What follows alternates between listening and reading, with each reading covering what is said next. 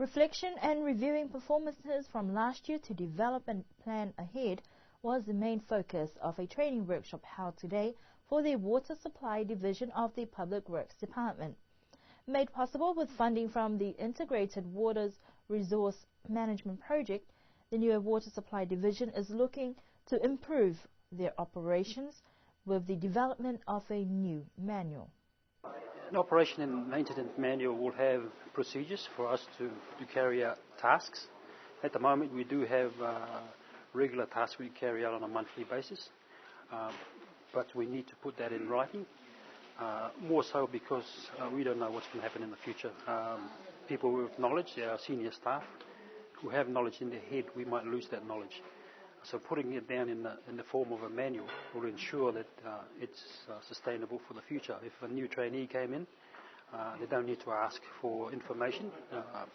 For instance, what size pump we have at a particular village and how that performs, so that when we go on our maintenance rounds, we know what to look for. I'm not aware of other work departments, but Water Division has never had operating manual. We have operating procedures for only a few things. But what we're trying to do is to start off today is form a manual that will cover all our operations, from maintaining pumps to reservoirs and also looking at providing service to the customers.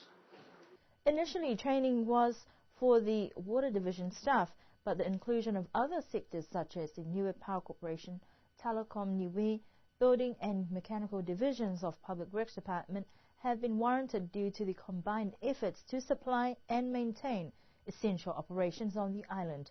With the various projects carried out nationally, these are also issues that the departments need to address. I think a lot of the most important point was communication and also just a way of doing things, a methodology of carrying out works, doing things right the first time and not going back to finish it off.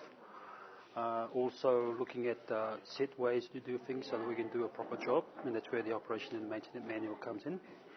And those are common between us and Water Division and Niue Power Corp, as well as Telecom.